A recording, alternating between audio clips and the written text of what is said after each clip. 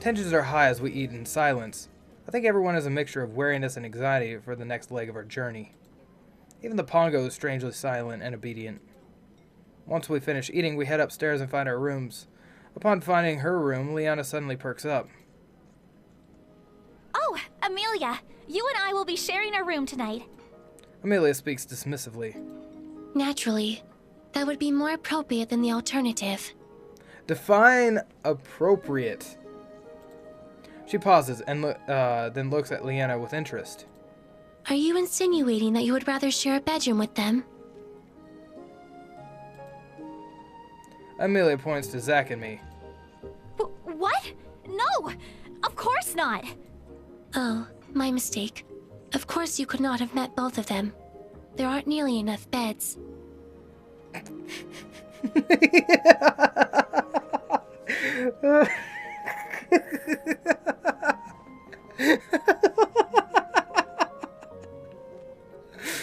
You must have meant him. Amelia points to me. Then his face turns pink and she shakes her head. Amelia, that's not true. I don't know. If that is false, then why is your face red? Exactly. The point is, I'd obviously rather share a room with you. Amelia blinks. If that is the case, then why even bring it up? Because I'm excited. It'll be nice to have some girl time. Don't say it. Amelia studies Liana the nods. I concur. Sharing a room has proven to strengthen bonds amidst peers and foster camaraderie. You mean make friends? Precisely.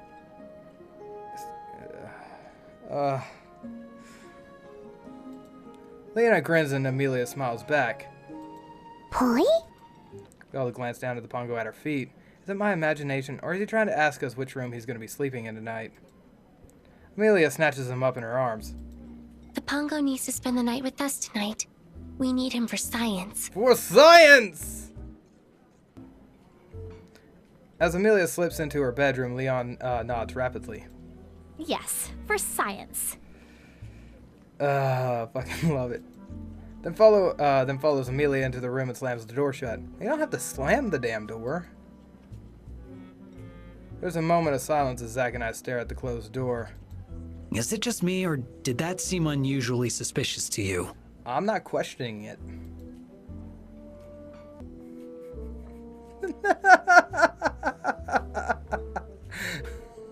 You know what we have to do here. We don't have a choice. We have to go with number 2. I shout through the door, "You can use me for science!"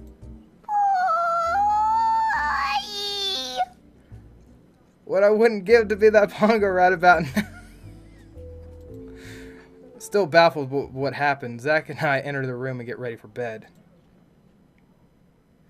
Although the train was more comfortable than expected, it can't compare to a real bed. As I snuggle into the blankets, I soon drift off into a restless slumber. Zach and I awaken at dawn and suddenly go about preparing for the day. As I grab a few items off my bed, I look over at Zach, who's fiddling with his gun. That guy sure gives his dischargers a lot of attention, if you know what I mean. Morning. He glances up and nods. I'm heading down. Meet me there when you're ready. Sure. Zach shoulders his pack and leaves. This is probably the quietest morning I've had so far. It's a little strange. I pack up the last of my things and follow Zach downstairs, where I find him waiting alone. Where's Liana and Amelia? He shrugs. Still getting ready, I guess. Okay. That's unusual. Liana is generally the first one up. We'll wait a couple more minutes before the girls finally show up, carrying the Pongo with them. Amelia smiles widely at the Pongo, who grins back. Those two seem to be in a good mood. Liana, on the other hand, looks exhausted.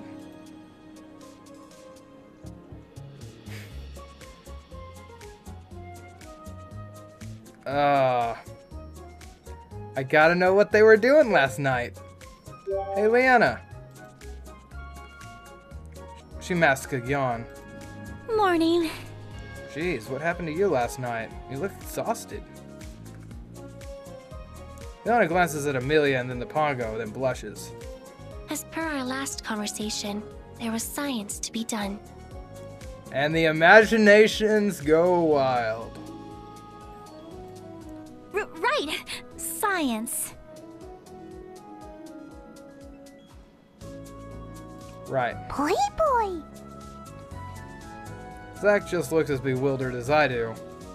I think I might be better off not knowing. Okay then. We should move on so we don't lose any daylight. Zach looks over at Amelia, who's rummaging through her bag. Eventually, she pulls out a map. I glance carefully at the detailed mountains and rivers. Suddenly, I'm missing my GPS. We will proceed eastward through the forest adjacent to Bazada. From there, we will travel northbound towards the Sonoa Mountains. Her finger scrolls across the different locations. Assuming there are no divergences in the course, we should arrive in Ember Mist by midday. Any inquiries? Amelia folds the map and glances at the rest of us. We all look at each other. Then let us begin our journey. A little closer than expected. She leads the way out of the inn and through the streets of Bazada. Even this early in the morning, the marketplace is still bustling with people. Carefully traversing the streets and alleys, the crowd begins to thin as we reach the city's borders. Amelia consults her map, and then continues out of the city. Without the higher cover of the stalls, I blink at the clear blue sky in the distance. I can see the dark leafy cover of trees. That must be where we're going. Once we reach the forest, I'm surprised just how much shade the leaves provide. The branches are strong and the leaves are thick, exposing pockets of sunshine. Amelia keeps the map in one hand as there's no trail. Aside from a few other straggling explorers in the woods, I can hear the scurry of woodland animals. With so much cover and so few people, this would be a perfect opportunity for a bandit ambush. I look towards Zeke and Leona, who seem to be unconcerned. I suppose it wouldn't make much sense for bandits to hide out in a forest which is mostly devoid of people. We aren't carrying any cargo either, so there's even less of a reason to attack us. The deeper we travel into the woods, the thicker the canopy of leaves becomes, nearly blocking out all the sunlight. All the other people have long gone, and even the rustle of bushes have become quiet. Oh, this does not forebode well.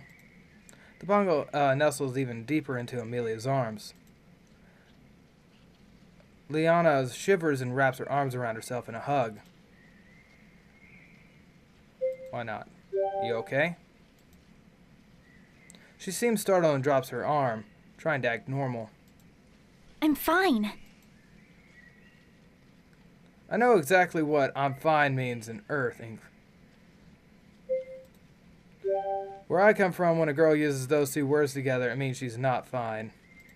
Then it blinks, and she lets out a small laugh. It's nothing really. It's just that the woods are getting darker and darker, and there's a lot more shadows. Is she... No, we were outside. She's not afraid of the dark. There we go. Never mind. Are you afraid of the dark? She shakes her head. Nothing like that. But really, you don't have to be concerned. It's nothing. Yeah, right. I'm still not convinced, but I'll trust her. Okay. The forest continues to block out even more light. Soon it becomes so dark we can barely see what's in front of us. Are you sure we're going the right way? Amelia pulls a torch from her bag in response. She touches her fingers to the tip of the torch and then her bracelets glow. The torch erupts into flames. Indeed, there is no need for alarm. The darkness merely indicates we're about to enter the Forest of Sorrows. Oh, why didn't you mention we were going to enter the Forest of fucking Sorrows? That's kind of an important detail. Forest of Sorrows? I'm surprised by Leona's outburst. Her face is deathly pale. Do we have to go through here? There must be an alternate route. Amelia shakes her head. Ember Mist can only be accessed through these woods. Leona groans.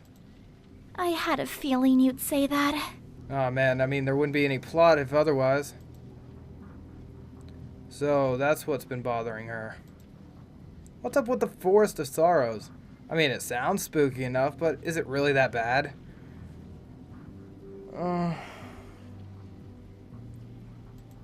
It is rumored that those who venture into the Forest of Sorrows never come out. I don't know what else I expected. I mean, I legitimately don't know what else I should have expected from this. They never come out? She nods. The reason people are unable to escape is because they hear the voices of the loved ones they have lost. They fruitlessly search for their loved ones, losing their way, chasing the wailing of the spectrals. No! Amelia, stop! Love it. We can travel through this stupid place if we have to, but no more of this story stuff that isn't true and can't be true, so it's not true. Sounds like denial.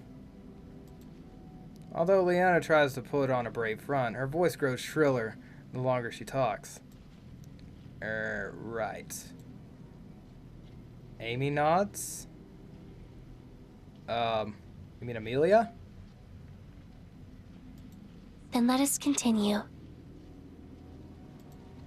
I turn to Zach. Do you think all that stuff about the Forest of Sorrows is possible? I don't care what he thinks. I really don't. At all. It doesn't matter if I think it's possible, because it's the truth. I don't care. Zach! Stop! Lena turns away. Zach cracks a fleeting smile before resuming a stony stare. What a dick.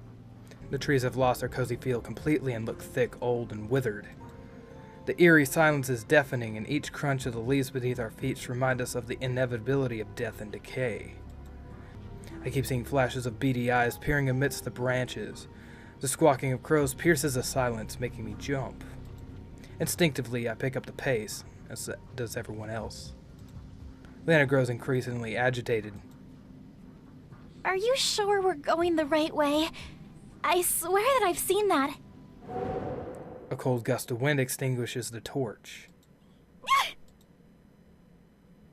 Ooh! Leanna latches onto my arm and pulls it close to her chest. Her eyes are squeezed shut and she's buried her face against me. She is scared of the dark. The light returns as Amelia relights the torch. Leanna peeps one eye open and glances down at my arm. And where it's resting on her chest. Her cheeks burn as hot as the torch, and she quickly drops my arm. Sorry, Oh, we're good. She trails off as her blush deepens. I bet her nerves from the forest and the awkwardness of grabbing me is making her flustered. She might be more comfortable holding on to me, but that's an equally awkward suggestion. I mean, but it's not a bad option either. I close the distance between us and link arms with her again. Although surprised, she doesn't stop me. Instead, she blushes again. Amelia watches us and cocks her head to the side. Are you afraid? Huh? You're mimicking Leanna's instinctive reach for your arm. Does that mean you too are feeling afraid? It's okay and normal to feel uneasy at times. There's nothing wrong with that, especially in a place like this. Amelia nods. Your rationale is valid. Aw, shit. Leanna squeezes my arm a little tighter and smiles. There we go. thanks. I nod with a warm smile. Anytime. Whoa, that was kind of freaking out there for a second. Zach waits impatiently a few paces ahead of us. Can we move on? Pixel Fade, one thing you need to add, if you haven't added it already. Add a bounce feature. I'm telling you this. Add a bounce feature. Just do it. For science, of course. Affirmative. We all hurry up to catch up with Zach and continue on through the forest. No wonder people get lost. This place feels like it's endless. Leanna tightens her grip on my arm whenever there's a noise. A crow flies by and she hides her face on my shoulder. I can feel the warmth rush to my cheeks, and I'm grateful for the darkness. This is so out of character for Liana. I never would have guessed that she'd get spooked by ghosts. Gradually, the darkness fades away and the trees are illuminated by an ethereal glow. As the blue and green lights chase away the shadows, the mood begins to lift. The trees still look ancient, but full of wisdom and secrets instead of bad omens. Poi! The pongo squirms wildly in Amelia's arm. He wiggles free and hops to the ground in glee. As he hops, he opens his mouth wide, but it loses his balance and blinks as he falls on his head. Poi?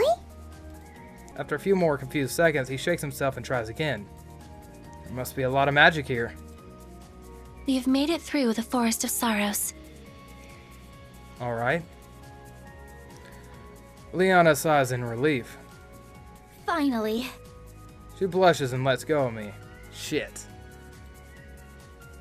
So Ember Mist is close. The natural concentration of crystal energy would indicate we are on the correct path. Ah, the crystals must be what the blue and green glows is from.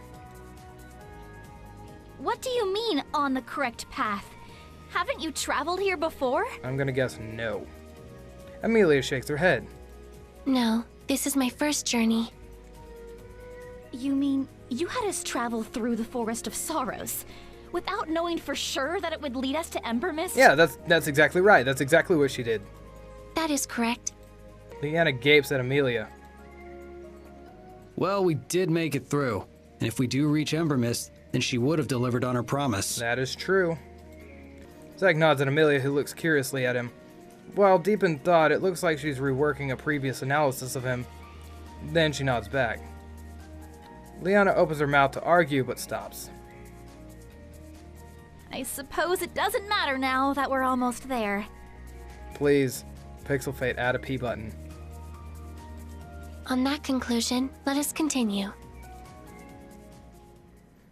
We trail behind Amelia, the pongo blissfully hopping along as she navigates us through the rest of the forest. Ember Mist lies just beyond the edge of the forest. Soon we approach the heavenly gates of the city. This is Ember Mist? Really? A place that's only rumored we got there that easy? I mean, seems a little strange.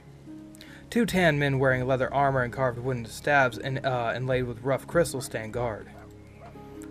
Their stabs are crossed, and the light seems to shimmer as it catches the negative space between the stabs. Is that some kind of magic? Please state your business. As students from the Mage Academy, we seek an audience with Elder Isim. They look us over and I shift uncomfortably under their gaze. Their blank eyes seem to burrow deep into my soul. They close their eyes and the red crystals inlaid in their stabs glow. A translucent glimmer increases. After a few minutes, they reopen their eyes and remain silent. I glance at Liana, who looks back at me, and I whisper, "Are they gonna let us in?" She shakes her head in uncertainty. Zack crosses his arms, but otherwise doesn't seem bothered by the situation. Amelia stands confidently and waits patiently. I guess things are going according to her plan? Just when I can no longer bear the silence, a figure steps out from behind the gate. He's an old, squirrely man with a set of glasses which slip down on his hooked nose. He wears a faded and wrinkled open robe. Elder Isim. Yes? Who is it? I am Amelia Estelle from the Mage Academy, and these are my associates. The Mage Academy, you say? He adjusts the glasses on his nose and peers at Amelia. Yes. Yes. One by one, he peers at the rest of us. He barely glances at Zack, but looks at Liana with interest when he recognizes her guild emblem. Finally, his gaze lingers on me, almost as if he's trying to place me but can't. Well, come on in then. No point in standing around. Huh. The guards break away as he beacons us in and the translucent shimmer disappears. After we pass through the gates, I look back before the gates close and see the guards resume their original position. Elder Ism shuffles along the dirt path and leads us through a quaint village. The villagers tend to wear plain, loose-fitting tunics. Aside from the guards, most people don't carry weapons, although many of them do wear simple bracelets embedded with crystals. We soon arrive at a strange, stable clay hut. As we enter, I covertly touch the walls. It reminds me of unglazed ceramic tiles. We settle down on wide cushions on the floor. How were you able to find this place? Through you. Eh? Amelia puts down a worn tome. Where has she been keeping that this whole time? My old research. I thought I'd lost this. As Elder Ism carefully turns the pages of the tome, Lana clears her throat. We were told you can help us. By whom? Professor Xavier. Elder Ism lets out a loud laugh. Xavier is a professor now. Good for him. I've been out of touch with Haven Guard and Lumia for many years. I'm not sure how I can help. Lana fills him in on all that's happened so far, beginning with the spiked energy readings and ending with Professor Xavier's advice. She keeps the story simple and straight to the point, carefully eliminating the fact that I'm not of this world. Elder Ism listens thoughtfully, but grows more excited the longer Liana talks. The temporal rifts. It's been so long since I really researched them. I'm afraid I've been rather distracted. Still, someone is here hoping to discuss these theories, and I'm more than happy to talk about them. He claps his hands excitedly. Where should we start? As I'm about to answer, a deep rumble beneath the earth stops me. What was that? Oh, just the volcano. Nothing to worry about. Oh, yeah, no, it's just the volcano. It's nothing to worry about. Nothing's wrong. Excuse me? That's what they said about Pompeii. And the last time someone said nothing to worry about in regards to a volcano, their entire city was buried in ash. Lana's eyes are wide and aghast. It's not all bad. It was basically all intact when the city was rediscovered thousands of years later. She doesn't look any less uneasy. There's no need to look so concerned. The volcano will not erupt. This is the first sign of activity it has shown in thousands of years. I'm sorry. That's not how geology works. No, that's not how it works. Isn't that concerning? Perhaps if it were any other volcano, but this particular volcano is in the domain of the fire elemental who protects us all. Oh yeah, magic. I forgot about that. In that case, it might be a little different. This fire elemental of which you speak, are you referencing the ancients? Precisely. Zach crosses his arms. The ancients are only a story. Who are the ancients? They are the elements of Asaria. The magic which we have learned to manipulate are the gifts left behind from the ancients. That's how the legend goes. You are mistaken. They are not a legend.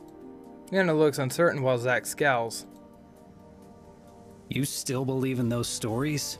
I believe in the research, and Elder Ism has accumulated plenty of it. Then where have the elementals been all this time? We all return our focus on the Elder. I suppose I do have a few theories on that as well. But the elements are a lot trickier than temporal rifts. Oh, yes, just something that, no one believes in, and then the elements are tricky. Come on. It feels like there's a little bit of inconsistency here. The story of the ancients is so old, it predates our understanding of crystals and spheres. That's why most societies have forgotten about them and brushed them off as a legend. That just means you need to do more science!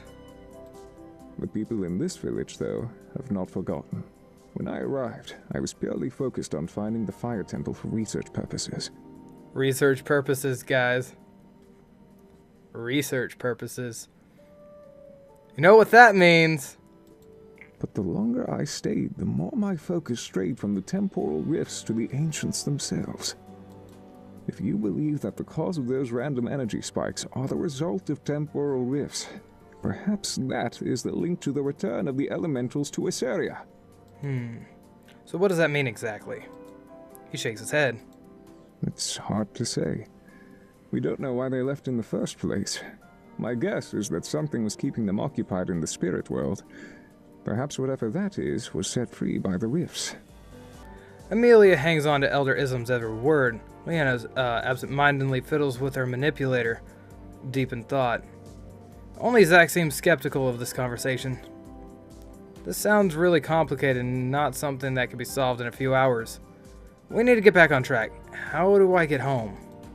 To get back to the original topic on hand... Elder Ism nods. Ah, the temporal rifts, yes. How would one go about creating a rift? Well, that will be difficult. You'll need an incredible amount of energy. More than any one human can create. The only places with that much concentration of energy is in the temples of the elementals. You know what? I'm gonna guess bullshit. Yeah. I'm just putting my money on that's not a likely truth. You said that there was one in the village. Yes, the fire temple is here in Ember Mist. Then pack your bag, guys. Let's go check out the temple. Great. My body grows warm as a hope floods through my veins. This is good. I finally have a way back home. To be more precise, it's on the outskirts of the village, built on the side of the volcano, but it's not a far walk. Then that's where we need to go. Leanna pushes herself to her feet, and the rest of us do the same. As Elder Ism rises, his face falls. Leaving so soon? I was hoping we'd have a longer chance to chat. I have so many questions about Illumia and the Academy. As you can imagine, one does not get a lot of news of the outside world here. Then why not? I mean, you got here. Why not travel back? It's apparently like half a day's walk. Perhaps on our return. Yes, of course. Well, you best be on Well, your I way. mean, we should probably have asked some questions about the temple itself, like what's inside like, any kind of trouble, traps, that kind of thing. Stuff we need to worry about. You know, that might have been good information to ask. Elder Isam, it was truly an honor to meet you. Amelia's cheek flushed as Elder Ism grins. She must really respect him. In that moment, I realized just how small and dainty she looks. I sometimes forget how young she is compared to the rest of us. We all say our goodbyes and then exit the hut.